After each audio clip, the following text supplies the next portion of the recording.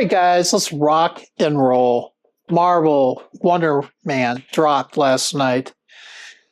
I don't know about you. I can't watch all 9 episodes at once. I'll drop to 9.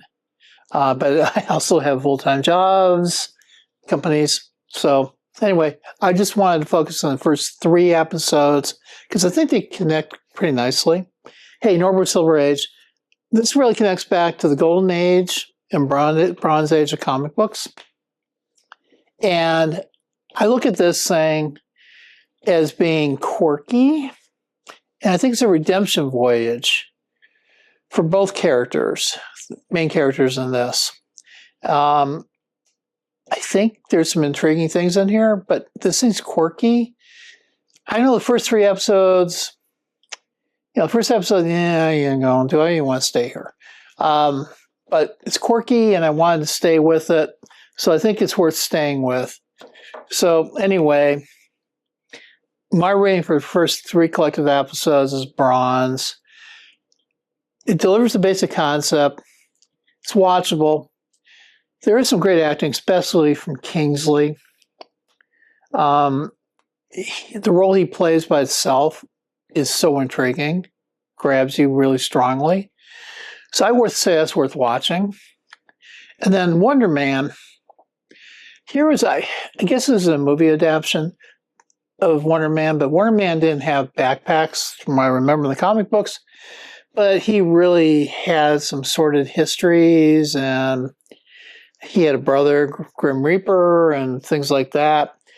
And basically, you couldn't really kill him. But anyway, interesting character. He got the color of the costume pretty white, and that's his W, so kudos. And then we see who now has Simon's moniker. This character. He's a good actor. I'm interested in him. And of course, you got Kingsley. Awesome actor. I mean, how many Academy Awards does this man have? And accolades does this guy have? Incredible. And he was in Iron Man 3, and he played, Mandarin was the name of the actor he played. He was the actor, but the terrorist, and he had 10 rings, and he was one of Iron Man's nasty foes. And so, of course, it turned out he was an actor, and he was being told to do whatever and evers, and he actually did some crimes on top of it. So, for some reason, he's come back to the United States, and I'm guessing this guy was blipped out because he never served out his full sentence, so he was captured at the airport. Trevor Slater, you're under arrest, and this guy is under pressure to deliver, or he might be a headcount reduction on layoffs. So he goes, I'll give you 2 options. Option 1 is go back to prison, and option 2 is work for Department of Damage Control. This guy's with Damage Control. And Damage Control tries to contain superheroes or rogues and they perceive to be dangerous. And that prison is pretty empty, so they're desperately trying to get some people in there. And they're basically saying to Slater, you're going to do this, and they're bribing you, or you're going to prison. And he goes, okay, I'll take option 2, which is this. Now, it's interesting when these 2 guys, when Kingsley, his character Slater, meets Simon, they actually meet in a movie theater by accident, kind of, because it was set up by this agency. But the movie playing was Midnight Cowboy. And Midnight Cowboy, I think, and this is kind of intriguing, was basically about hustlers. And this individual was actually being hustled by him. And this guy dies, and he continues hustling. And the hustle's on.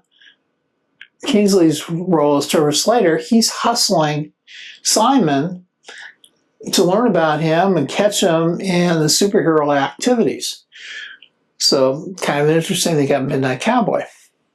And then there's a quick conversation. He goes with the handlers going, yeah, I connected to matinee with him and we're doing XYZ.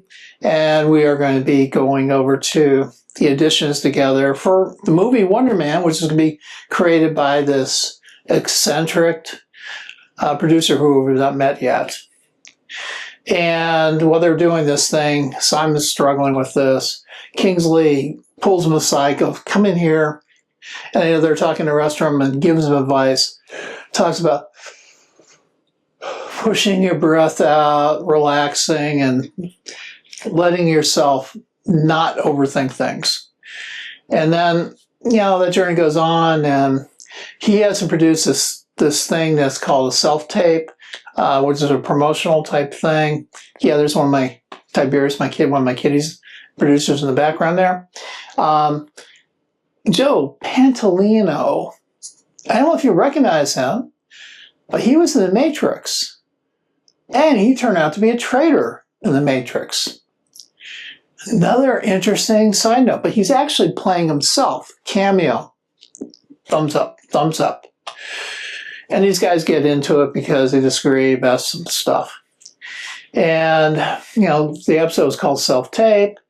Kingsley is getting into this conversation with, his former friend. And basically, Simon says, this is not worth let's leave.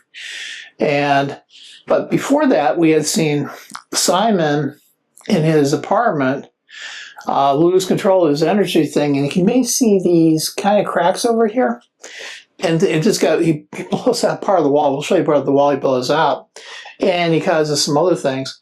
But interestingly, this poster, Butch Cassidy and the Sundance Kid, those guys are rogue criminals, bank robbers, etc., who fascinated the nation, and they were pursued heavily, and eventually they died.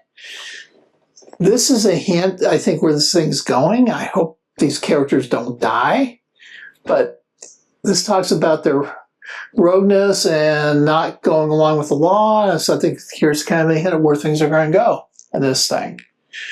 And this is where when I said Simon lost control, his energy thing, he caused that damage. Kingsley finds it out, but they really don't talk about it at that moment.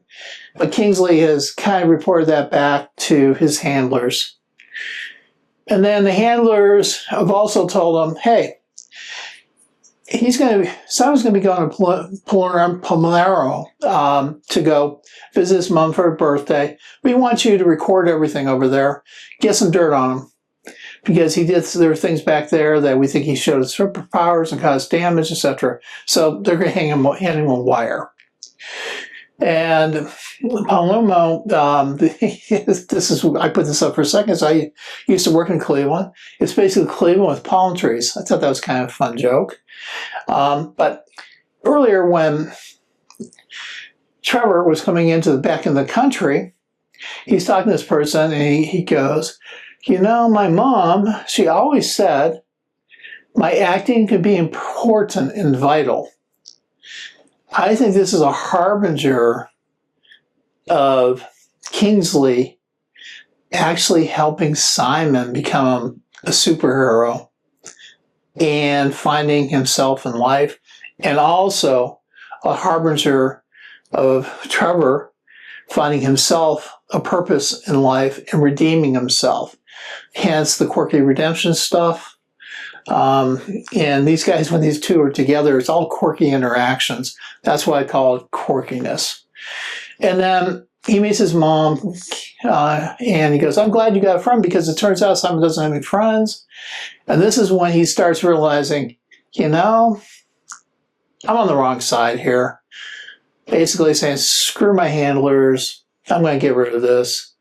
But Simon gets mad at his brother, loses control, and smashes this granite countertop. It didn't really seem to upset them that he had the ability to do that. It really upset him that he really doesn't seem to care about helping the family, and they're pushing back at him. So we have that scene.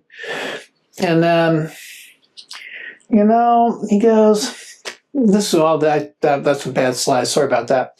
So then a little later, after this whole thing goes, and they come back, they're leaving there.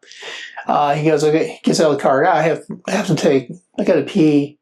And he takes the wiring device out, takes out the recording card, snaps it, throws it over the cliff. He is now going to be helping him completely. I think this is intriguing, interesting.